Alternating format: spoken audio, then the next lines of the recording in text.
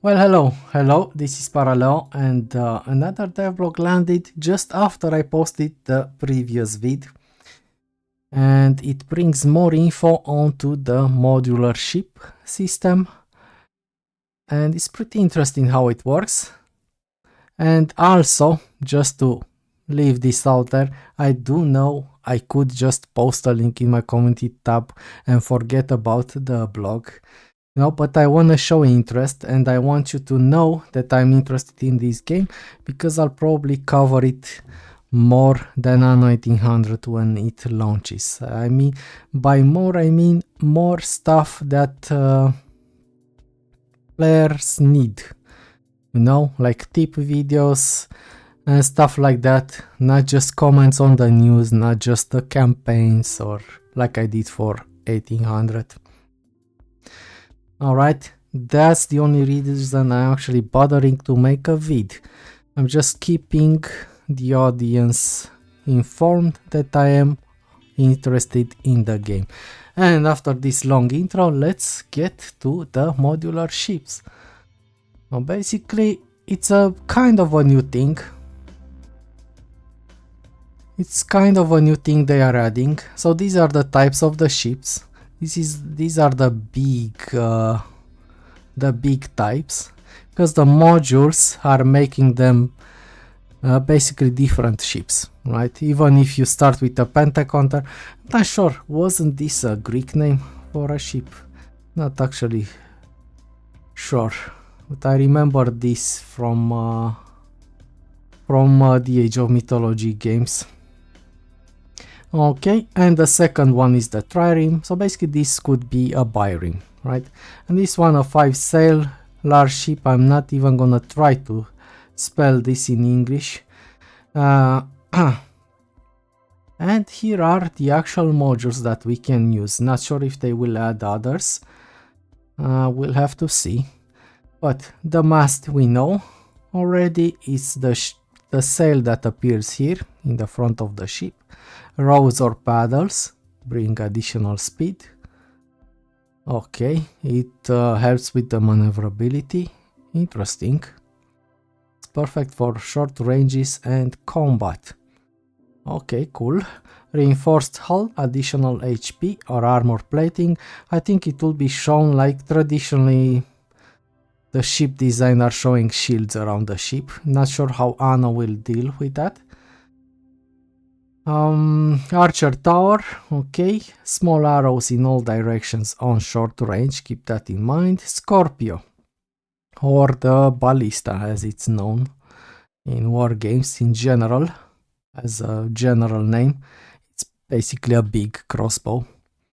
Shoots high precision spears and deals high damage mid-range only on the sides.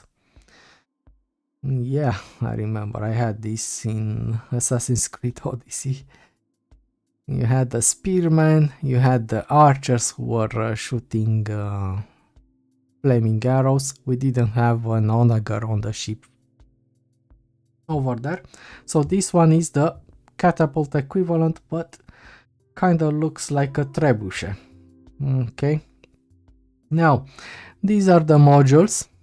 The Scorpio we didn't see in the previews, and I don't see it over here either.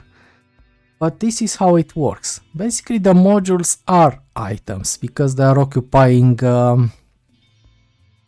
cargo slots on the ship.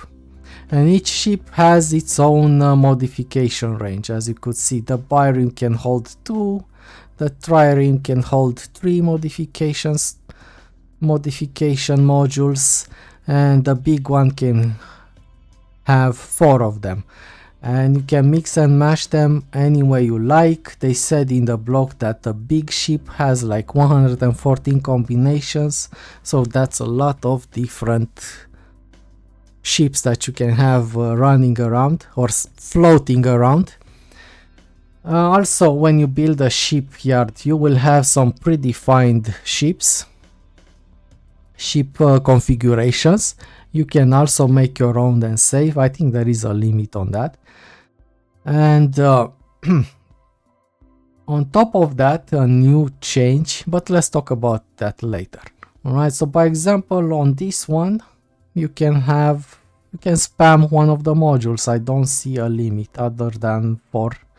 See, you can have 4 Scorpios on the same ship, and that will make this a very high damage ship for mid-range fighting. I'm not sure how the ships are reacting when they are attacked in short range, but they don't have archer towers. They can't fight at all. Are they simply helpless when a ship comes too close to them? We'll have to just see. Okay. And obviously there are different costs for the different modules and so on. And it's very interesting. It's very interesting. And you can see you can actually make ships without any modules. Nobody's forcing you to put stuff on them. You can have a 7 slot cargo ship just for carrying stuff around. But it will be probably very slow and defenseless, and it will have to be guarded. And you can go to the other extreme, just put machine guns, war machine, I wanted to say war machines, and machine guns would be cool to have. I don't know, a repeating crossbow. Wow, interesting idea. I think it was done in games already, right? And yeah, you can go to extreme. You can have one, I mean, you can only have 2 catapults per ship. But yeah, technically, you could put 2 catapults, you make a siege ship, and maybe add a couple of Scorpios for good measure. And you'll have a high damage ship if somebody gets close to you, and in the meantime, at the same time, you can actually siege land targets. I will assume they will keep a part of the war system that existed in 1800, like the fact that you only attack the harbor. But who knows, the Romans are known for their armies, so who knows, they haven't said anything about the land armies, I think. If I remember correctly. They didn't say they don't have them, they didn't say. Don't take my word for it. I don't know, we'll have to see. I do know it was very slow. The combat in 1404, the land combat was really slow. It took you an hour to get a fully packed island. You had to actually conquer each warehouse, each depot, you know, in order to take control of the territory. And if the AI was planting stuff right in front of you, it could set you back even more. So I don't know if you will see any armed combat in Anno in this edition. But yeah, it would be interesting, but I'm not sure if it's so exciting. If it would be so exciting, you know. But let's continue talking about this. Basically, after the ship leaves the shipyard with her predetermined setup, you'll still have a couple of cargo slots remaining on which you can use the classical items that we know and love, you know, like in Anno 1800, you know. Maybe you can add an extra catapult, which comes as an item. Who knows what they will decide to do. And one thing that actually changed, see, ships will now require workforce not only during the construction phase but also to function. So it's a step towards realism, basically. In the other games in the series, you had like an allowance to build ships. So if you had 1000 peasants, by example, you could build, I don't know, 3 ships for your entire nation. And if you had like 2000, your allowance for ships was increasing. Like, let's say you could build 6. All right, don't take me for the numbers. It was, yeah. And now they actually take population. Take from your general population. What I am interested to know is how they will react when the ship is getting damaged. Will you lose crew? Will you have to go back to harbor to replenish your crew after every fight? We'll just have to see how combat works actually in this game a bit. No?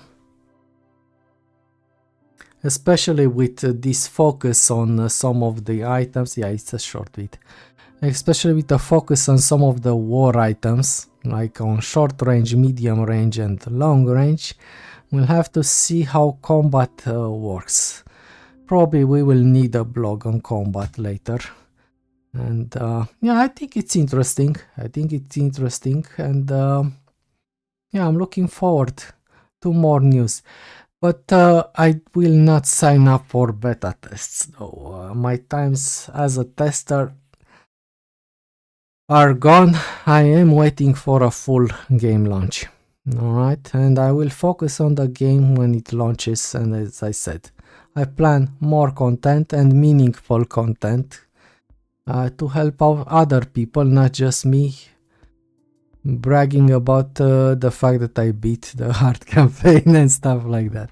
No? Okay guys, see you around. Thank you for watching.